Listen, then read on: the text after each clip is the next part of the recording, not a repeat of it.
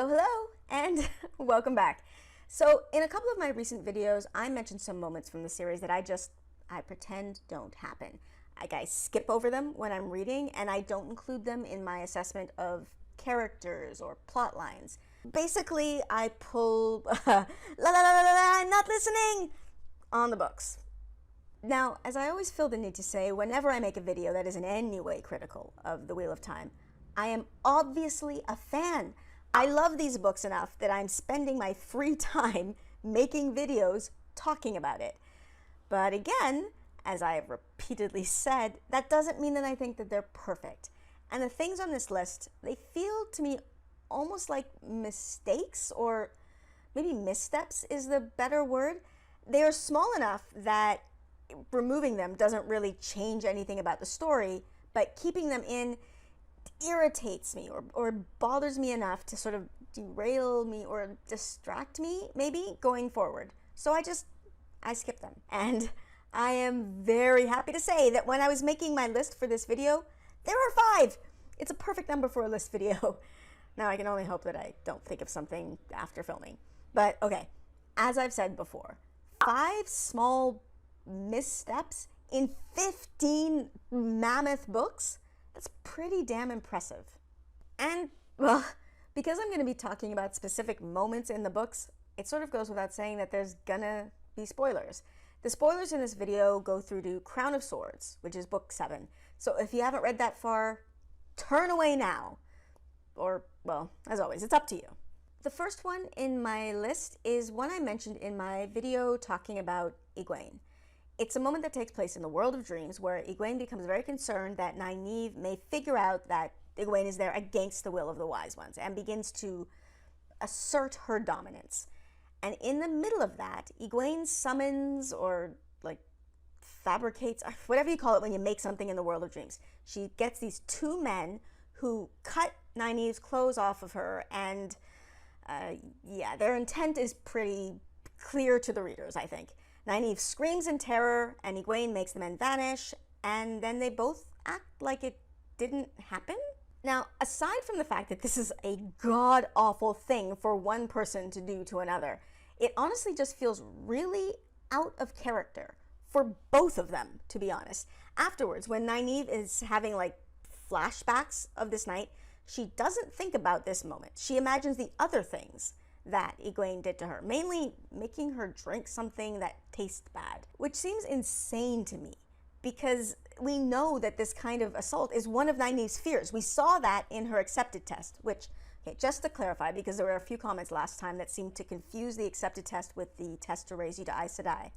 The accepted test is not controlled, or I think even seen by the Aes Sedai who are present. It somehow knows your fears and manifests them for you.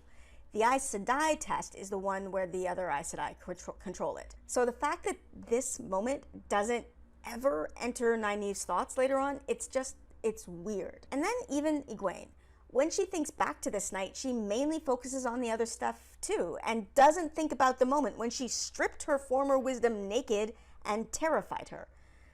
Now, I was having a convo on Discord with some friends about this recently, and it was suggested that perhaps Egwene is innocent enough that she didn't realize the implications of what she was doing. And I will grant that that is possible, but I still think it's weird that this moment doesn't enter into her thoughts, later on when she's thinking about it. She also focuses on the whole, ooh, I made Nynaeve drink something yucky, instead of what, if we assume that level of innocence on her part, would have just been a form of ultimate humiliation, maybe. Either way, for both of them, this moment should have had more impact than the other more silly, trivial stuff, yet they both ignore it. So I do too. Because if I include it, it makes it impossible for me to root for Egwene later on. And I want to. I may not be Egwene's greatest champion, but I admire her, and I think she's incredible, and I want to keep thinking that. The next one is one that I mentioned in my Sex and Sexuality in the Wheel of Time video. And this one, it caused some intense conversation in my Discord. Quite frustratingly, I had company that weekend, and so I just wasn't online and couldn't be a part of the conversation that much, but well, people reacted very strongly to this. I won't go into it in great detail because I already said pretty much everything about this moment in that previous video. I will link to it in the description below if you're interested. But okay, it's Rand's reaction to his and Min's first time sleeping together. He thinks that he forced himself on her, and so he feels super guilty and he goes into isolation.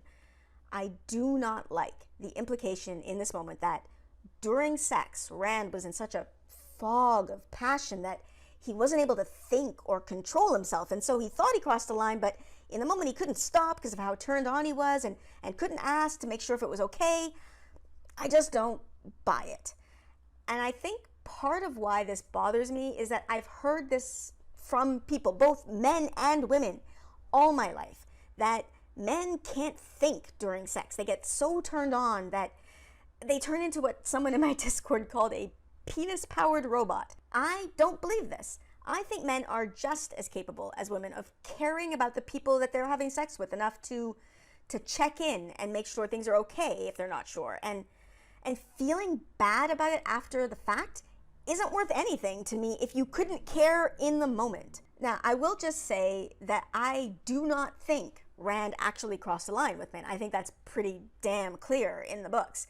It's just that he thinks he did, which to me says that he should have checked in while he was doing it. And this whole thing to me is super weird and completely unnecessary. If you need Rand to feel guilty about something to show the depths of his despair and self-hate, did it have to involve a possible... I can't say the word or I'll get digged by YouTube. Did it have to be this? The things this man has done, why did it have to be this? There's enough other stuff for him to feel guilty about, for him to hate himself about, that it's just weird to have this in there. Especially given that I don't think it's in keeping with his character at all. And removing it changes nothing. So, in my head, it's just out of there.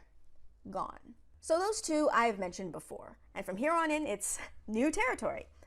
The third one on my list also involves Rand and something that I feel is completely out of character. This one comes from The Dragon Reborn. It's the moment when Rand executes a bunch of Darkfriends without knowing that they are Darkfriends. He also poses their bodies afterwards, which is weird and crazy, but to be honest, I'd be okay with that part if he had just not committed mass murder prior to it. Okay, so what happens here is he is approached by a woman who is traveling with a group of people, and she asks to join his camp. And well, he kills her and everyone with her, with absolutely no provocation whatsoever.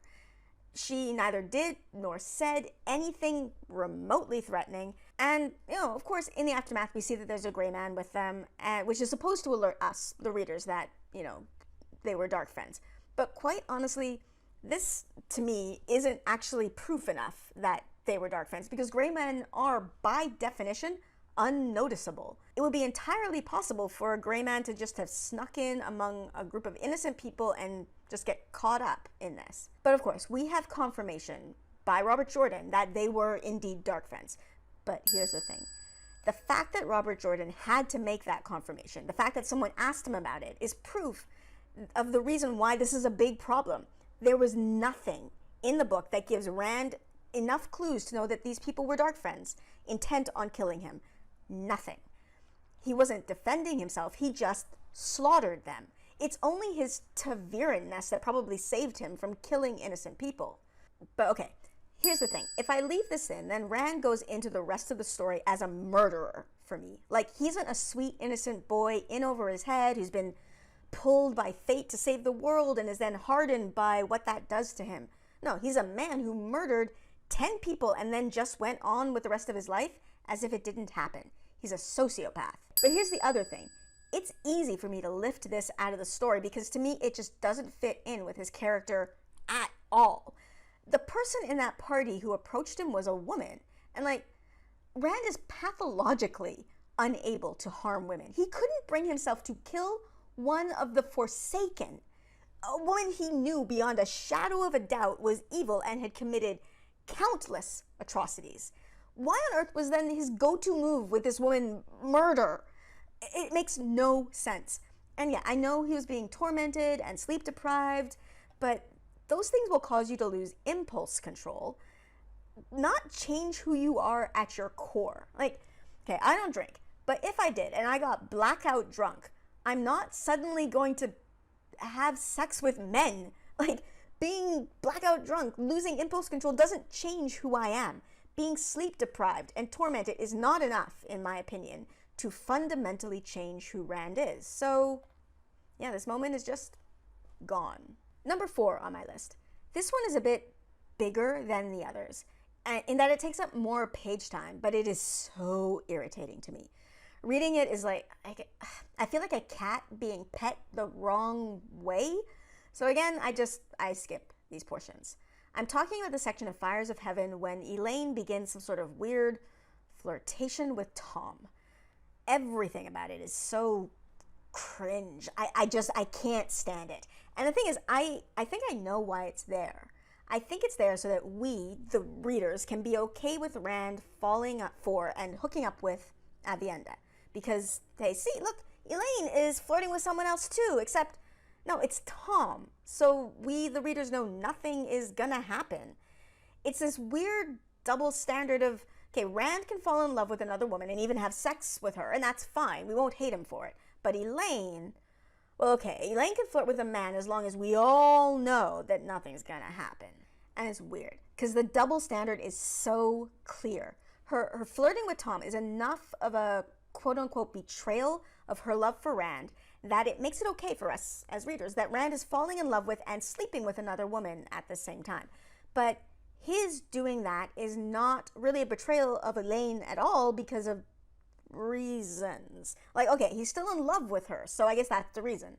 But if Elaine and Tom had hooked up, ugh, I just threw up in my mouth a little bit.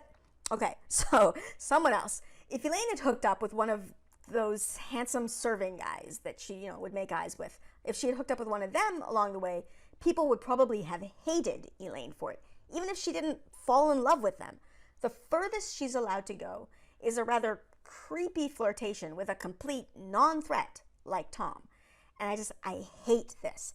And I also hate the way it is explained away by Nynaeve as just, oh yeah, it's completely natural that girls start flirting with their dads because, they want to compete sexually with their moms.